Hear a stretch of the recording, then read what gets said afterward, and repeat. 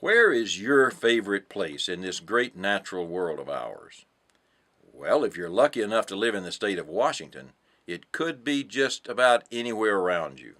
Some wind-swept beach along the Pacific coast, maybe big and quiet deep woods, or really high mountains with the most glaciers in the lower 48, feeding rivers full of salmon and trout. You have it all. Hello, I'm David Wesley, and I have a long-standing intrigue with the mountainous West. And the state of Washington occupies a very special place in this heartfelt attachment. You've created a marvelous hunting and fishing heritage, and the lucky generations that follow will certainly thank you for it. As a noteworthy part of that heritage, your West Side elk are named after America's conservation president, Theodore Roosevelt. And you can bet that Teddy would appreciate the bounty of fish and game that you have in your state today. We have him to thank for protecting nearly 230 million acres across the land. But now, 100 years later, we're in a new era, the era of changing climate, and Roosevelt is no longer here to lead the charge for conservation from his bully pulpit. But now it's up to us, as Roosevelt himself would say, to carry the water. In 2008, 8 leading hunting and fishing organizations released Seasons In, highlighting the impacts of climate change on fish and game in the United States and its implications for sustainable hunting and fishing. In 2010, Beyond Seasons In presented practical measures that could be taken on the ground to offset the most harmful effects of climate change on fish and wildlife, and at what cost. In discussions on global climate change, what are we really talking about? Scientists most often refer to these 4 physical measures. And we're not talking about short-term episodes of weather. Climate is the big picture, and weather is what's happening at that moment, that day, on the Weather Channel. Cold winter weather is not evidence against the earth warming.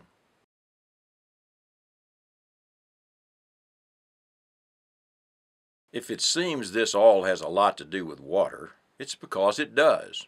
Our water has always come as surely as the tides in Puget Sound, from springs, creeks, and rivers, and when the summer heat bears down, the high country glaciers have picked up the slack.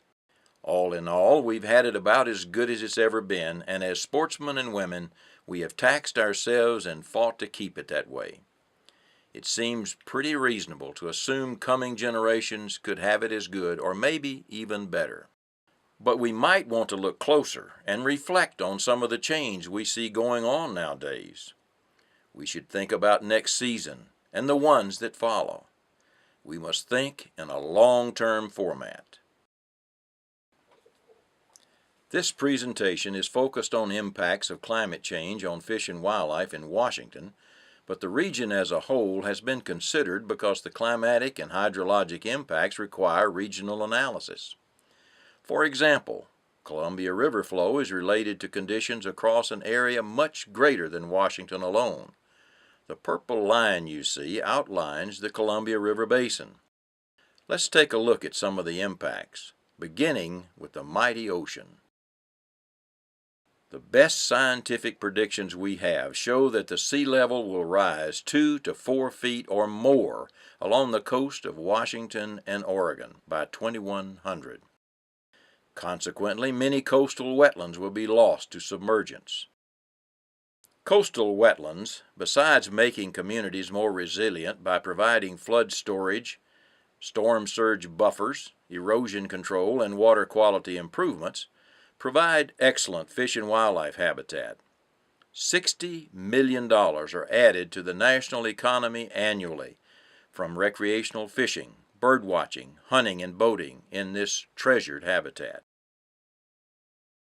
However, as the sea level rises, the current methods of adaptive management may come up short. Coastal wetlands will need to migrate upslope to landforms that approximate those in existing wetlands.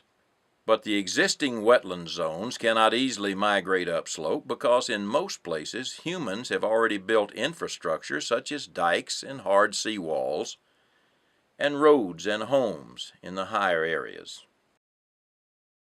Of course, some areas, such as these agricultural croplands, will naturally allow upslope migration, but these areas are already minimized by human development.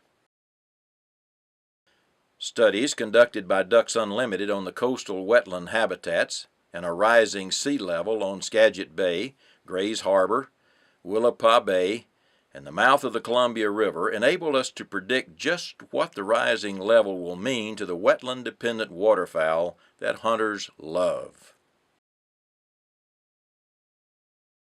By the way, not all wetlands are alike.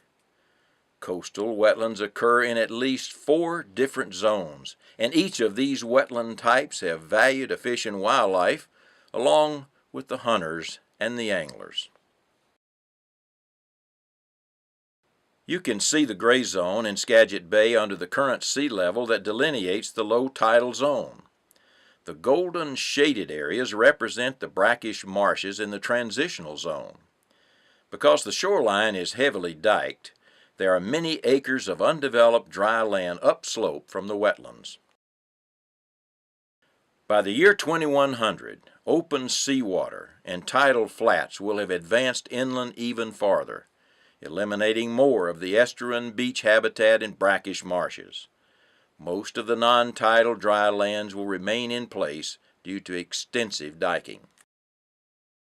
If dikes are removed, which might become a realistic long-term adaptation strategy, a different picture emerges by the year 2100 in which the rising sea level will result in more tidal marsh and lesser increase in transitional marsh types.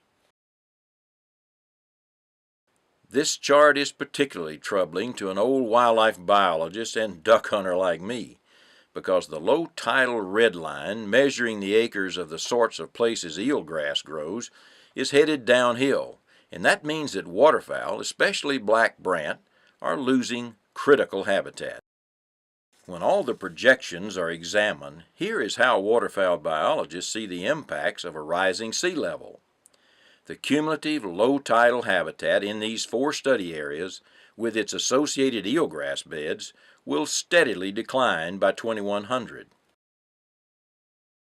This map of the Pacific Flyway charts the routes followed by generations of waterfowl to the coastal wetlands on Puget Sound along the Pacific coast and the lower reaches of the Columbia River. The loss of estuarine eelgrass habitat in the low tidal zone may severely impact brant numbers and distribution. If you're a passionate duck hunter like me, you can only imagine what all this means.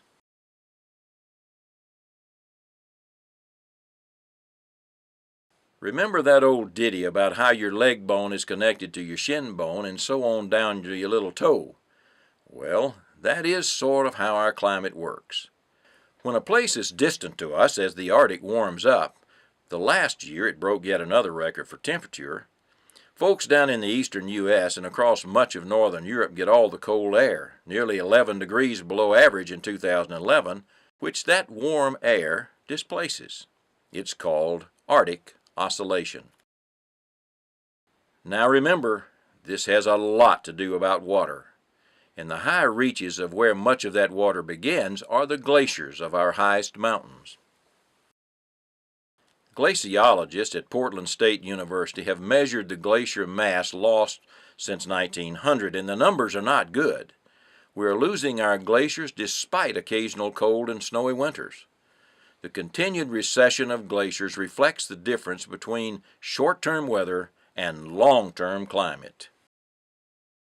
Glaciers are relevant not just as tourist attractions in national parks, but for the clear, cold meltwater that creates alpine streams that form bigger rivers downstream with valuable fisheries for sportsmen to enjoy.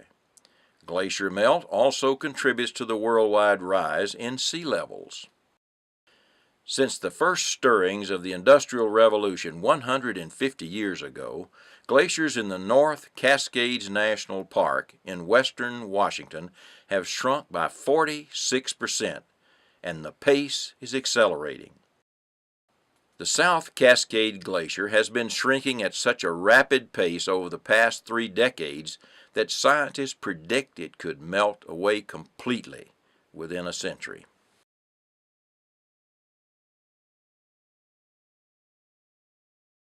The Cascade River, a major tributary fed by South Cascade Glacier and draining into the Skagit River, is home to resident bull trout and spawning runs of Chinook, pink, sockeye, chum, and coho salmon and steelhead trout. This is a salmon life cycle showing the early stage of eggs, fry, juveniles, and downstream migrant smolts that require a cold, clear freshwater environment for up to 4 years. Beyond this stage, they live in the ocean as adults for 1 to 4 years before returning to their home stream to spawn and renew the salmon population. Chinook salmon typically migrate upstream to spawn from early August through mid-September, when water temperature is still very cold due to meltwater from South Cascade Glacier. The cooler climate and sustained snowpack on the west slope of the North Cascade Range has so far forestalled declines in stream flow, except for the month of April. Declining stream flows in the Cascade River in other months might yet become a factor that limits both the physical habitat for juvenile Chinook salmon and the time of salmon spawning. This has occurred in the neighboring Sauk and Seattle rivers, leading to fewer returning spawners to replenish the population. The duration of rising stream temperatures that cause thermal stress and migration barriers to salmon is projected to at least double and perhaps quadruple by the 2080s. In the meantime, salmon must live with the changes that man has already imposed on the river. Let's look at the upper Skagit River into which the Cascade River flows. High runoff historically flooded over the riverbanks onto a connected floodplain right where people wanted to build homes next to the river. Levees and heavy riprap have been used to confine high flows, effectively eliminating the natural buffering system of the river. Stream flows confined within the natural stream channel, shown here in dark blue for the upper Skagit River, limit rearing habitat for juvenile Chinook salmon. Salmon fry and juveniles need to be able to escape to the shallow and slower currents in the flooded off-channel habitat, shown here in the light blue and pink areas, to prevent being eaten by larger fish. The results of a recent study show that the effective floodplain in 2005 has been reduced by nearly 29%. The results won't be what we want to see. We will not have as many fish to go fishing for. It is all about water, but it starts with air temperature. Between 1951 and 2002, the average air temperature around the world increased 1.3 degrees Fahrenheit, and the average temperature throughout the U.S. increased 1.25 degrees.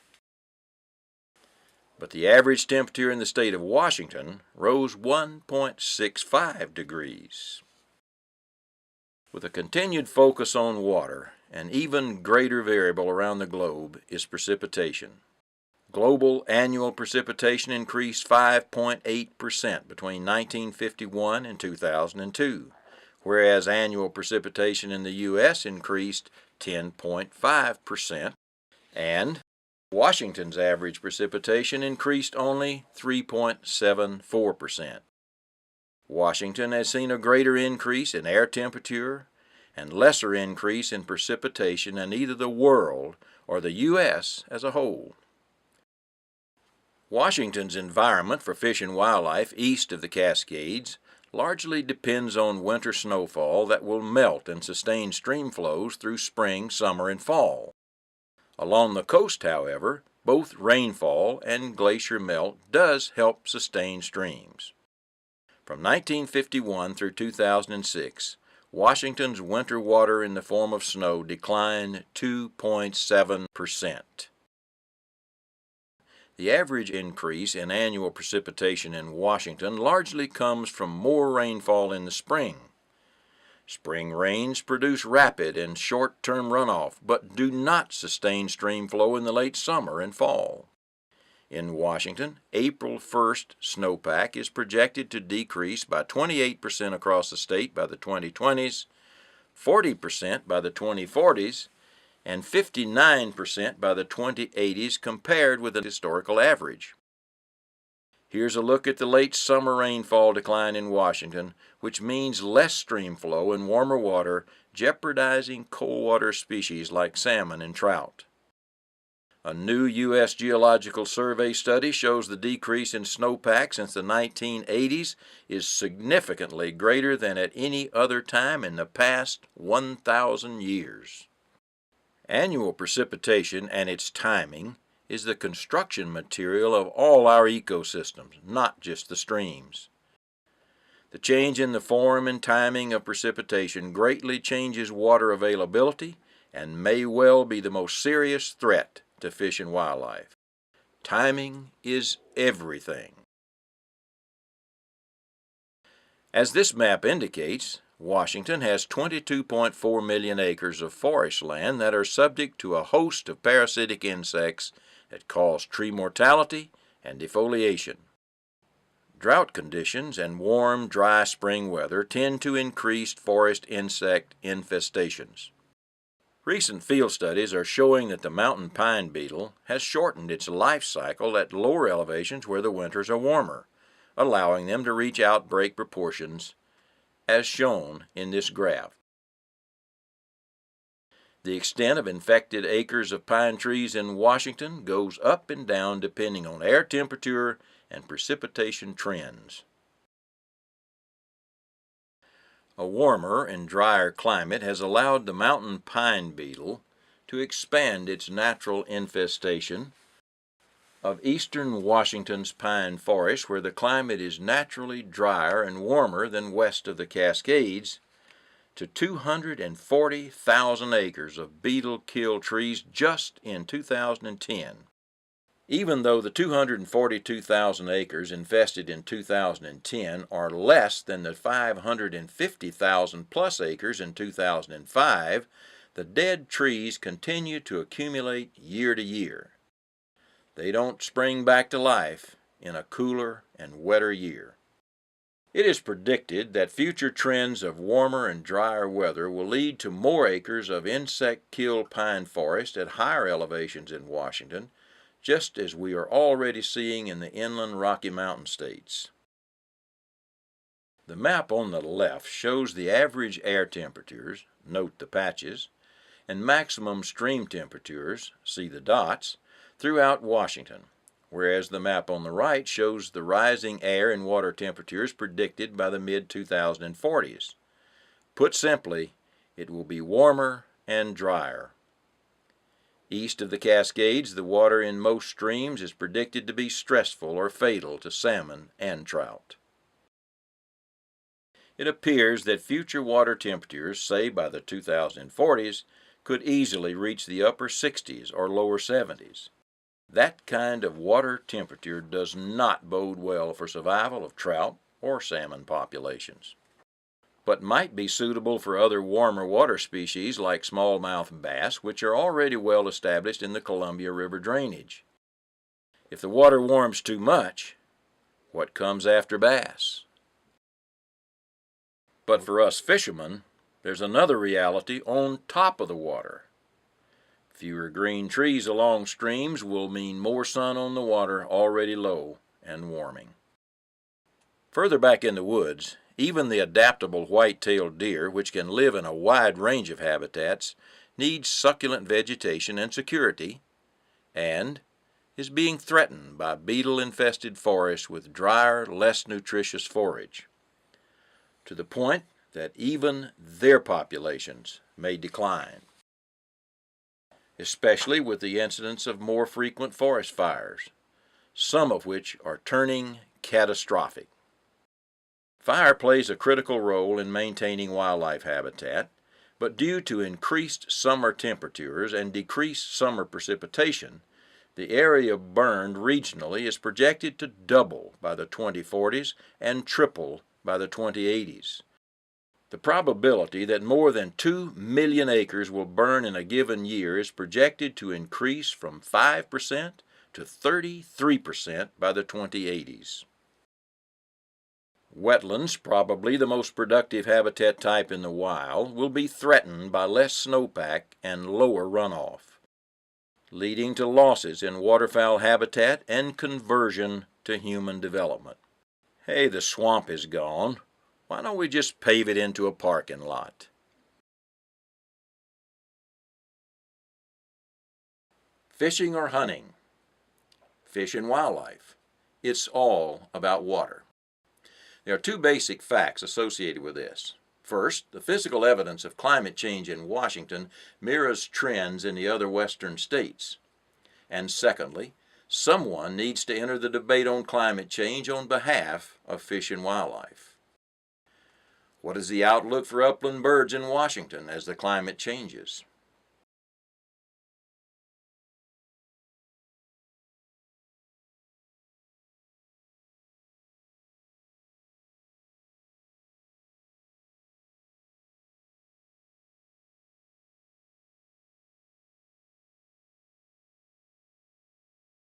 There's a real cost here for hunters. Big game will be adversely impacted in a variety of ways.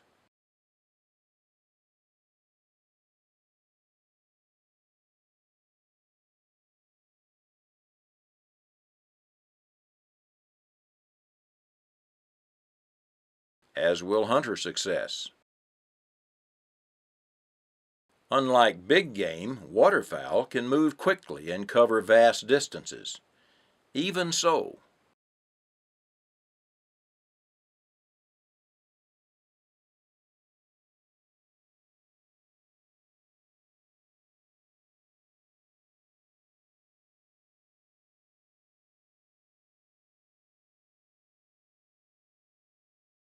no species can withstand the loss of 90% of its critical habitat base. Man and wildlife, we're all in this together. So what are we going to do? We can't go any lower. And we sure can't go any higher. But luckily, something is being done. The Washington Department of Fish and Wildlife completed the Comprehensive Wildlife Conservation Strategy in 2005 to serve as the guiding framework for an adaptive management process. This adaptive management framework allows the agency to look forward to future threats such as climate change and develop more effective management strategies and projects on the ground. In addition, the state of Washington passed the Climate Leadership Act of 2009, which provides the statutory mandate for the Departments of Fish and Wildlife, Ecology, and Natural Resources to develop an integrated climate change response strategy.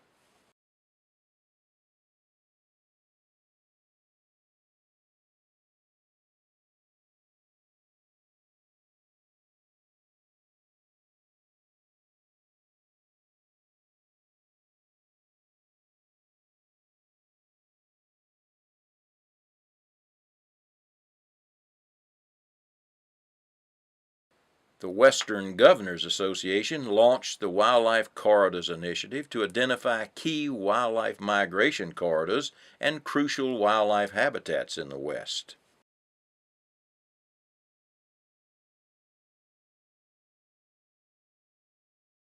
Migration certainly includes noble elk, and the Washington Department of Fish and Wildlife is focused on protecting their corridors. Here's an example of the connectivity analysis tools that have been developed in the Wildlife Habitat Connectivity Initiative. These show the cumulative cost, a measure of movement difficulty, for elk to move from one green-colored habitat concentration area to another through the corridors identified in yellow, red, and blue on this map.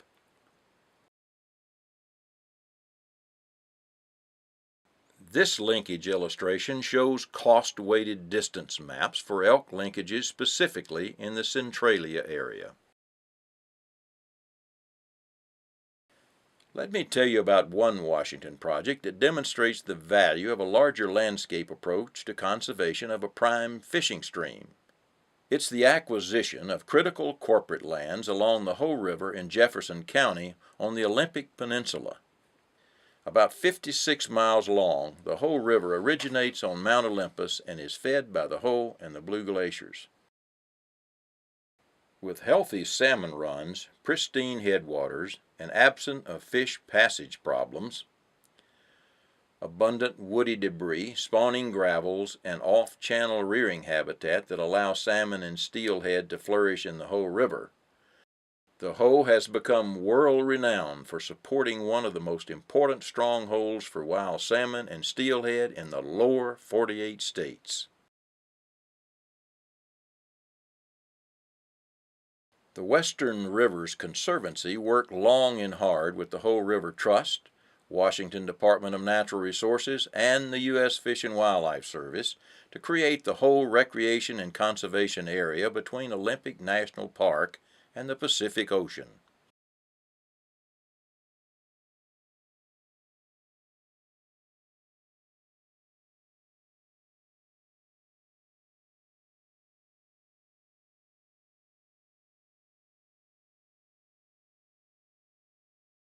This partnership has created a model for future ecosystem management and protection.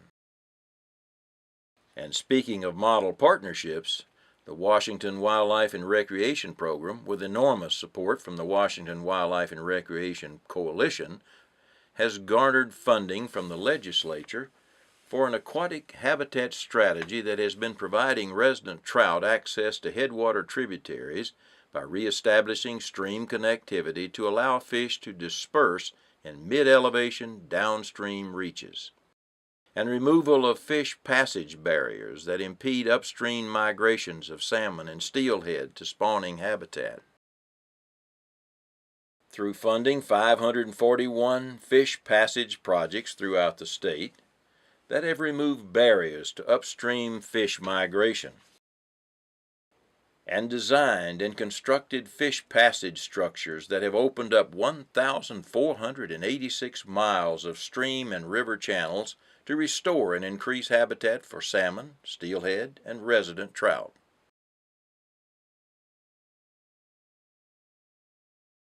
The restoration of lowland wetlands and riparian habitat, equally critical to river system restoration, has long been a staple in the habitat restoration done throughout the state by organizations like Ducks Unlimited and the Washington Recreation and Conservation Office.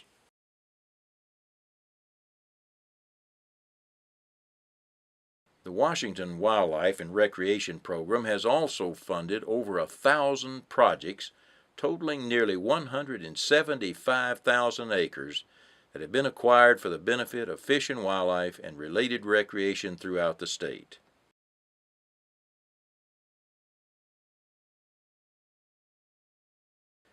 This particular wildlife habitat project led to the acquisition of 2,256 acres of different core habitat types and migration corridors to directly benefit various species of fish and wildlife in the Cowish watershed in Kittitas County, approximately 7 miles northwest of Yakima.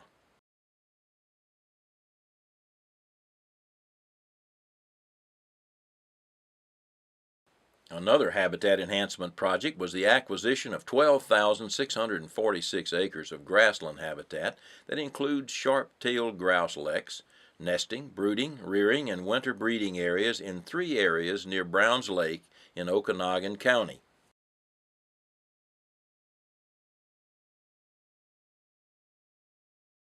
The black dot shows that the 12,646 acres of habitat acquired are within a known habitat concentration area that has linkage zones to other critical habitat areas determined through the Wildlife Habitat Connectivity Initiative. The 2,925-acre Nisqually National Wildlife Refuge is at the southern end of the Puget Sound in the Nisqually River Delta. The 1,000 acres of diked freshwater wetlands are rich estuaries, always among the most biologically productive ecosystems on Earth. This delta still provides refuge to over 275 species of migratory birds, several runs of salmon, and numerous other animals, but in the past 150 years, Puget Sound has lost over 80% of its estuaries. They clearly saw that the project, to be successful in improving habitat for both salmon and waterfowl, must be built in a way that addresses and accommodates a rising sea level. These 4 points were critical in designing the project for the future under a changing climate and a rising sea.